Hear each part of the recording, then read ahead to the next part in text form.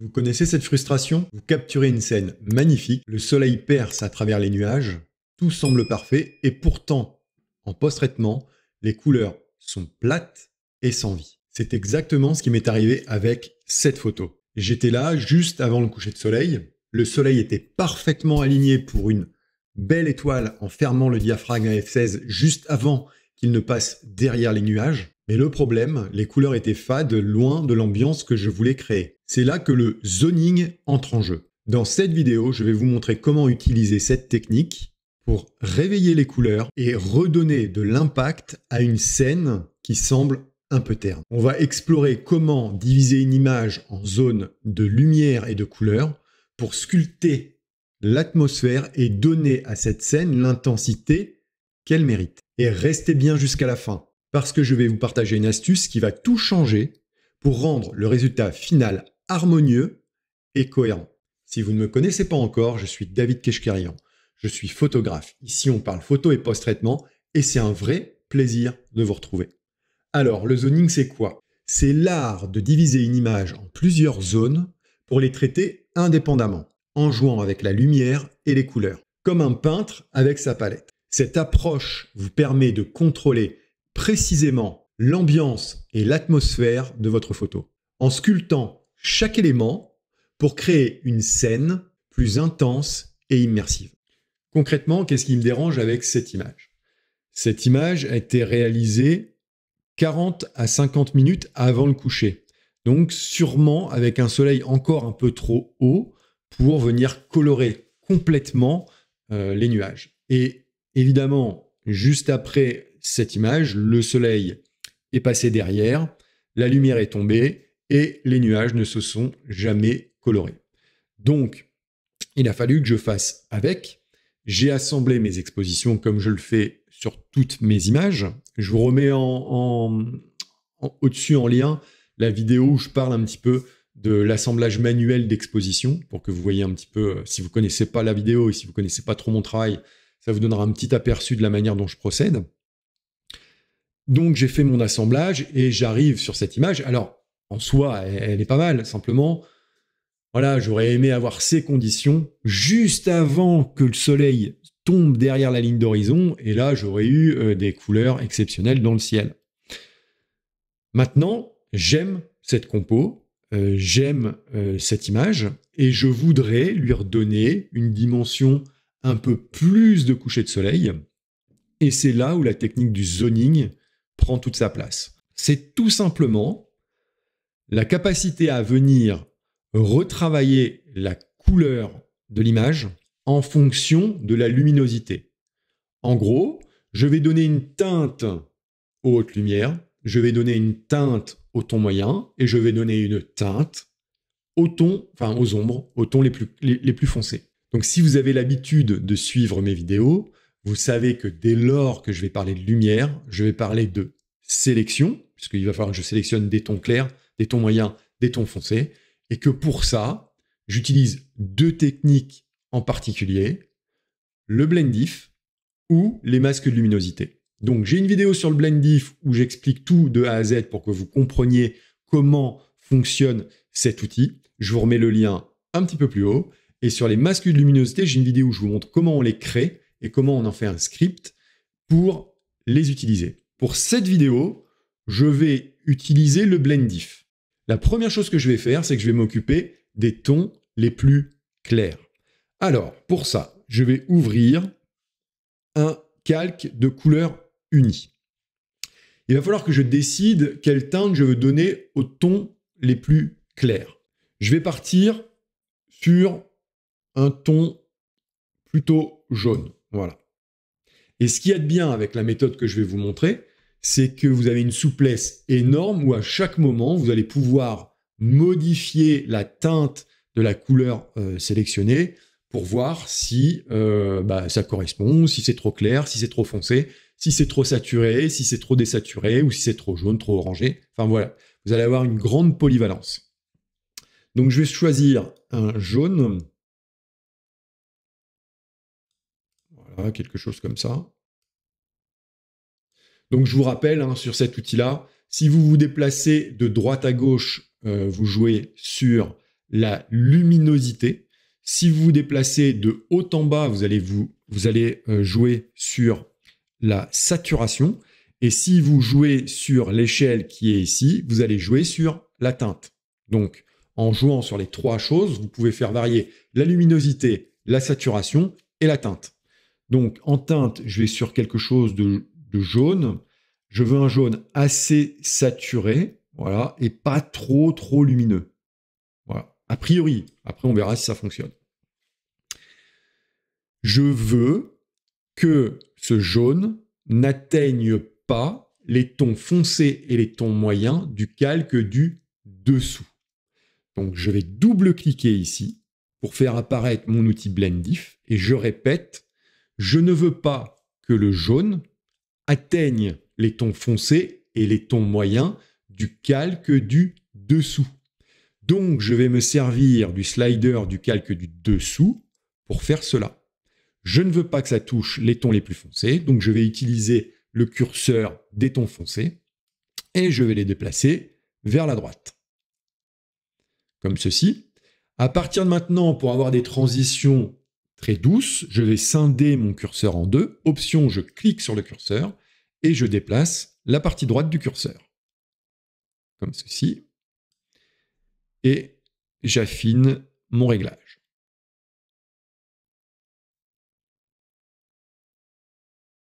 Voilà, quelque chose comme ça. Évidemment, à tout moment, vous pouvez revenir sur cette configuration. Donc là, pour l'instant, ça me convient. Je clique OK. Maintenant, vous allez devoir passer votre calque avec un mode de fusion. Alors, ceux que j'utilise en général, c'est soit l'incrustation, soit la lumière tamisée. La lumière tamisée agit comme l'incrustation, simplement l'incrustation a une intensité un peu plus grande. Donc, je vais partir sur l'incrustation. Voilà, comme ça on verra mieux les effets. Ok, donc ça, c'est pour les tons clairs. Maintenant, je vais partir sur les tons moyens.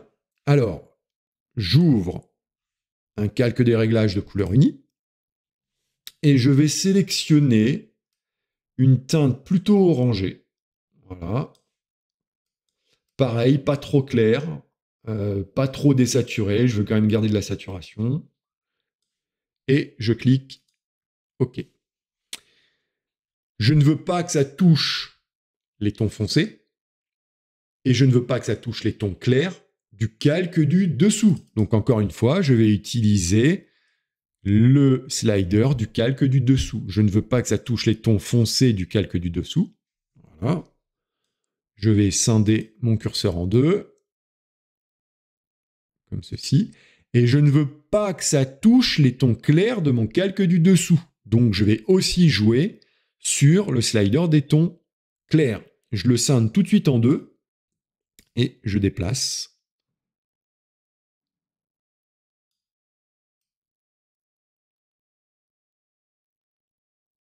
Voilà, quelque chose comme ça. Et si ça ne va pas, on reviendra sur les réglages. Je vais passer également ce calque en mode incrustation. OK. On va jouer maintenant sur l'intensité. Donc, vous pouvez régler l'intensité de votre effet avec l'opacité. Je vais baisser l'opacité. Alors ça, je vais plutôt l'appeler ton moyen. Je vais me mettre à 50% et les tons clairs, je vais le baisser aussi un peu.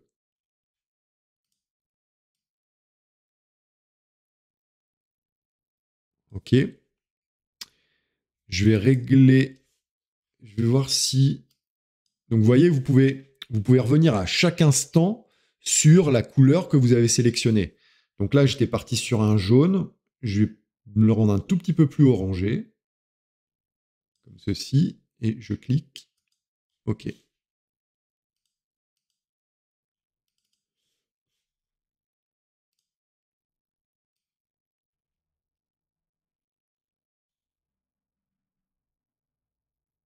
Voilà. Très bien. Donc là, je suis à 50%. Je vais augmenter un petit peu celui des tons moyens. Je vais l'amener à 60. Parfait. Et maintenant, je vais venir teinter mes tons les plus foncés. Alors, je vais de nouveau ouvrir un calque de couleur unie. Et pour mes tons foncés, je vais vouloir une teinte plutôt froide, donc un bleu assez profond, comme ceci. De toute façon, je pourrais revenir dessus. Je clique OK. Et je ne veux pas que ça touche les tons moyens et les tons clairs du calque du dessous. Enfin, je pense que vous avez compris. Je vais aussi jouer sur le slider du calque du dessous. Donc, je ne veux pas que ça touche les tons clairs et les tons moyens. Donc, je déplace le curseur des tons clairs. Je le scinde en deux. Voilà.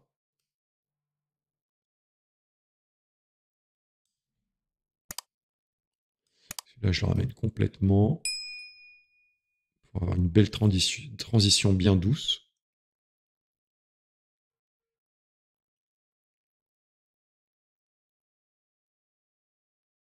Voilà, quelque chose comme ça.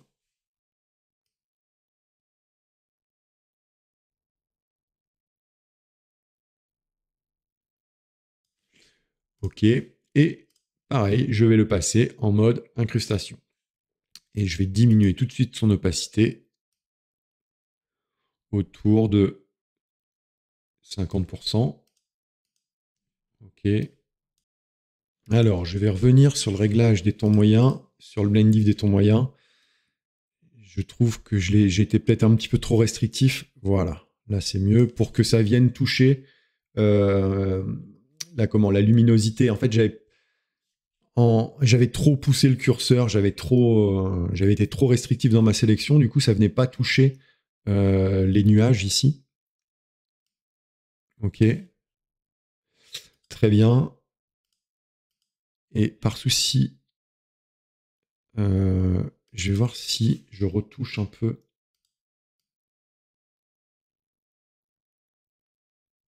Ouais, voilà. Parfait. Et je vais retoucher au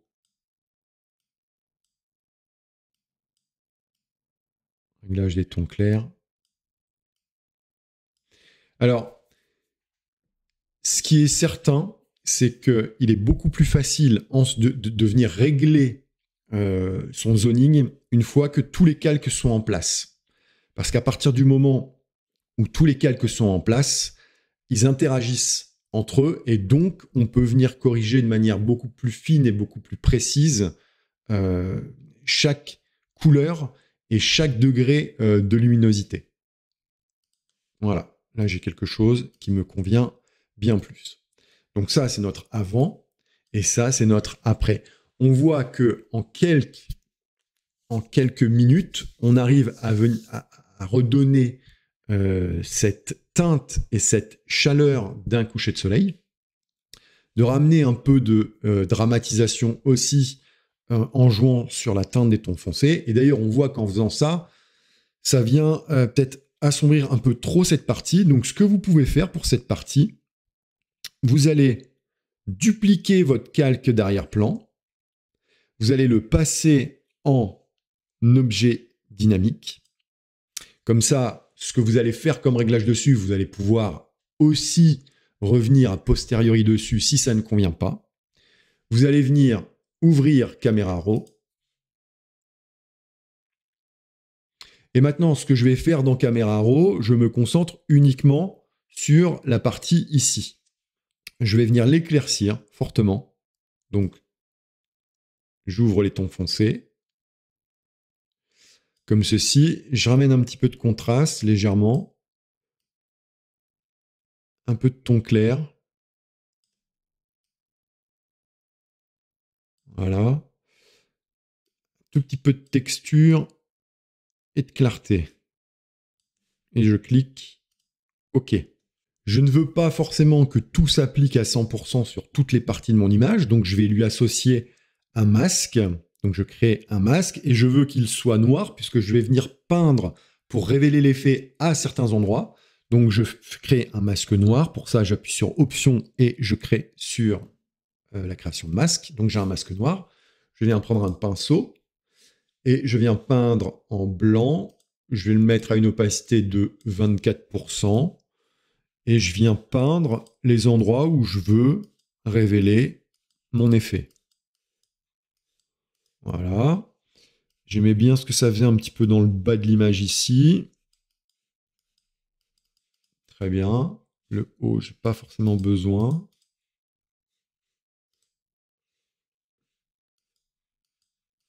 On va aller un petit peu, prendre un peu de lumière. Voilà.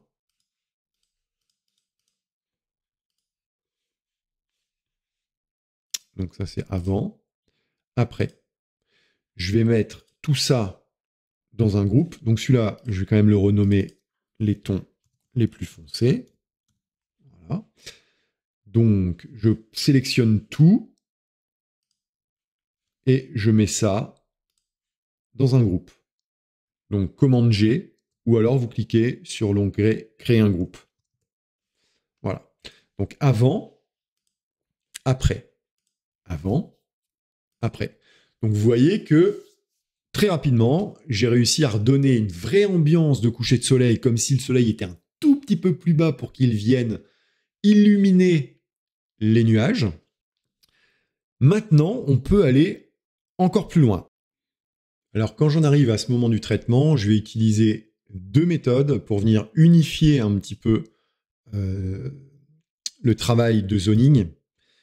Je garde pour la fin celle qui est vraiment importante, qui est vraiment le game changer. Celle que je vais faire maintenant, elle est facultative, mais moi, elle est importante parce que si vous connaissez un petit peu mon travail, vous avez sans doute remarqué que j'ai une colorimétrie qui est particulière, qui m'est propre et qu'on retrouve quasiment dans l'ensemble de mes images.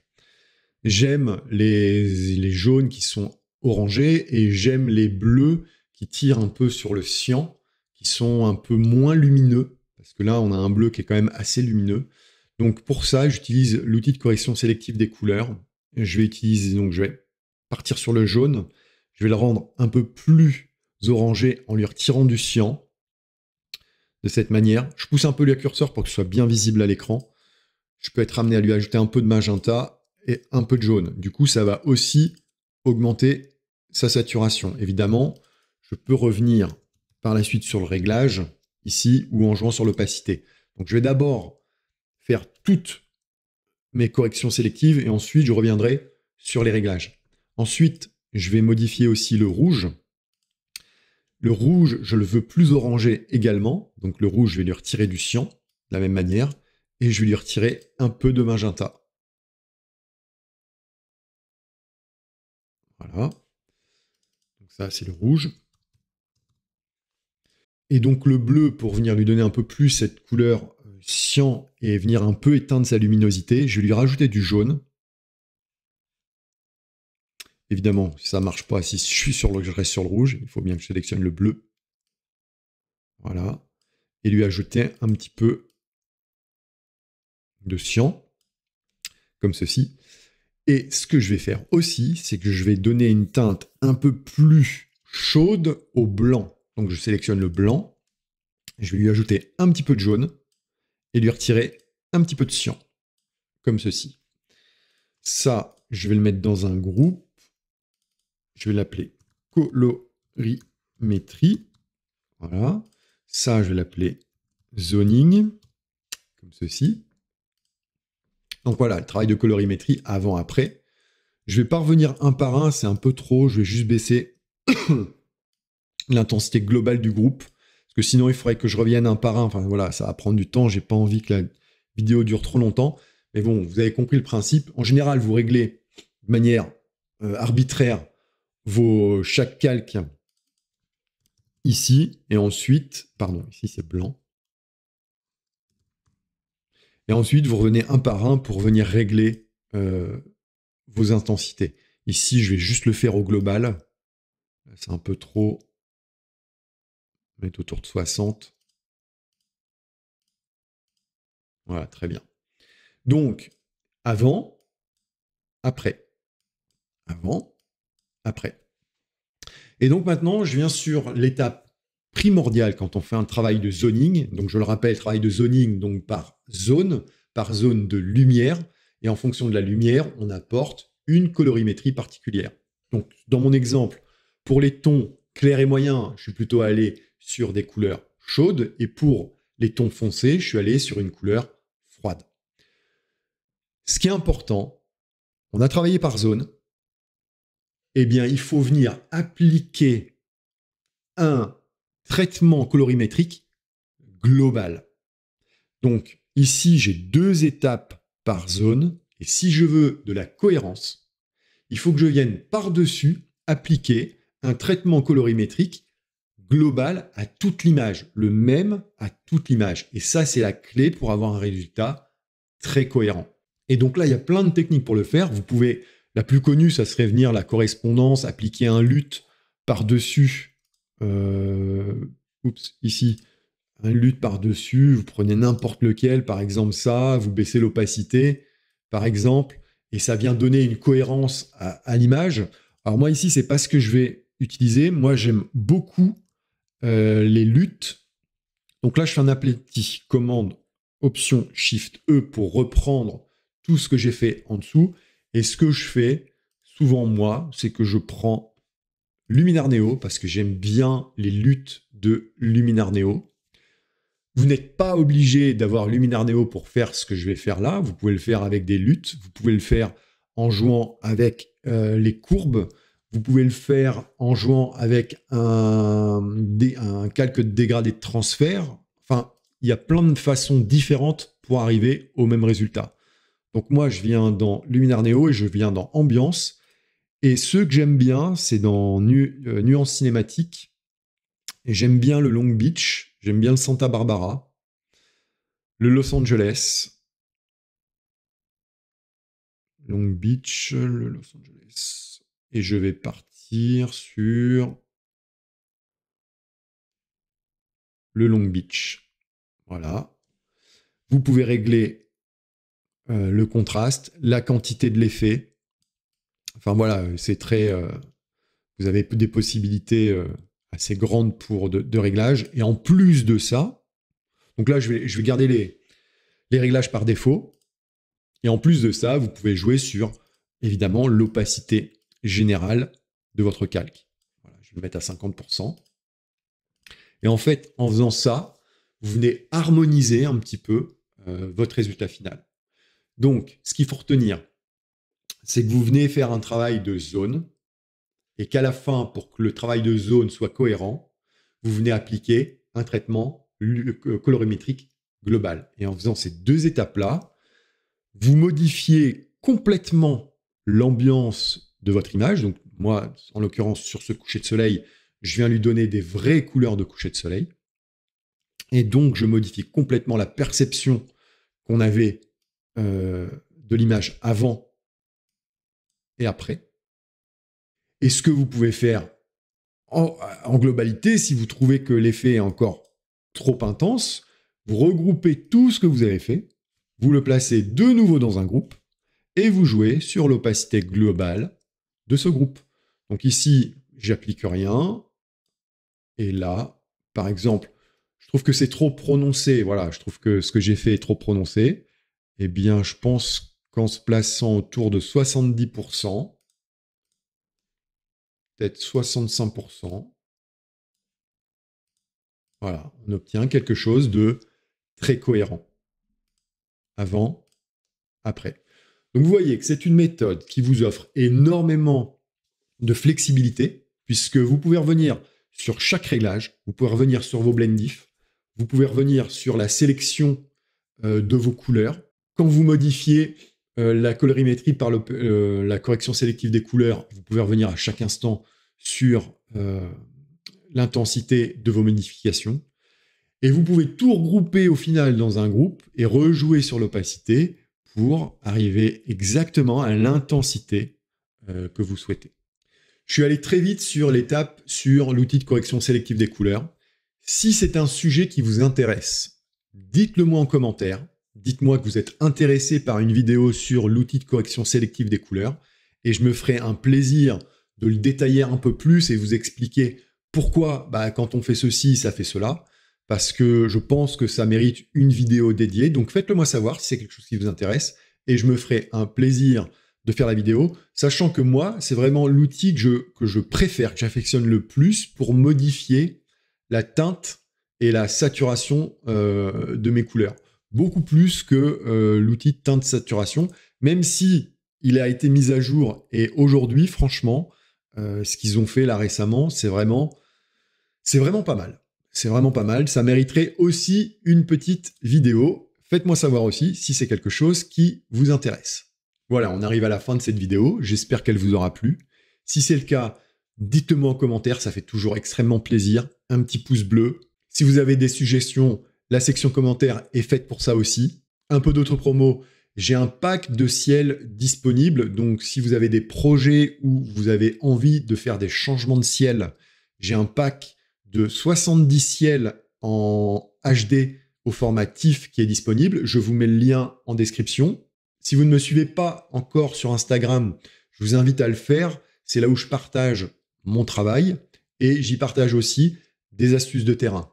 Il ne me reste plus qu'à vous souhaiter une excellente journée, une excellente soirée ou une excellente matinée. Et je vous dis à très bientôt pour de nouvelles aventures dans Photoshop. Ciao!